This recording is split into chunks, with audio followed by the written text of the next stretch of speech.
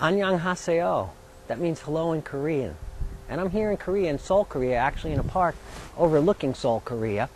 And I'm here on a change optimization project. And I want to share with you an important lesson that I learned. That's for any change leader anywhere in the world.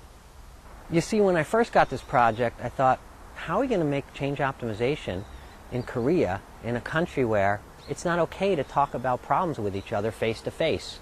I thought, this will never work. But the more I started thinking about it, the more I thought, this isn't so different than the United States or Europe. I mean, in the US or Europe, you don't really go around embarrassing people or saying things that are going to offend people. That's never productive. So what we did is we designed a positive event focused on the future. We're looking at what kind of future do we want to create? What kind of teamwork do we need? What are the issues that we're going to need to address in the future, and how are we going to address them? And that's the lesson for change leaders anywhere. Focus on a positive future and develop a plan for how to get there.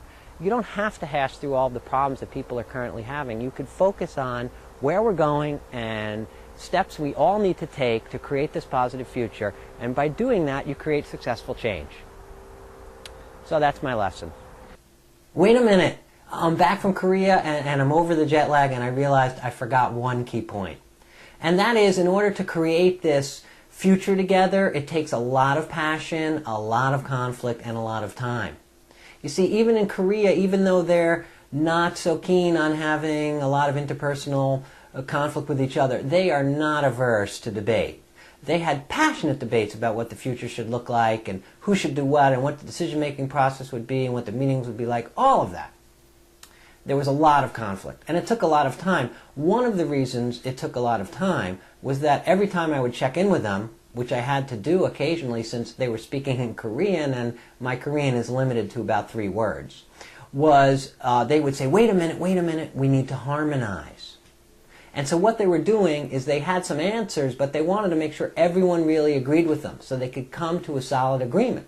This was another great lesson for Westerners about having patience to really talk through ideas and to really agree, and when you say yes, to mean yes.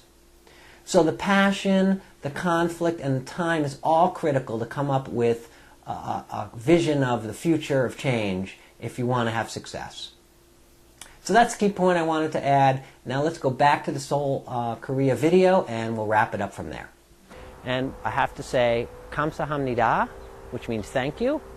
Thank you for watching PeopleNRG TV, and I look forward to seeing you again soon.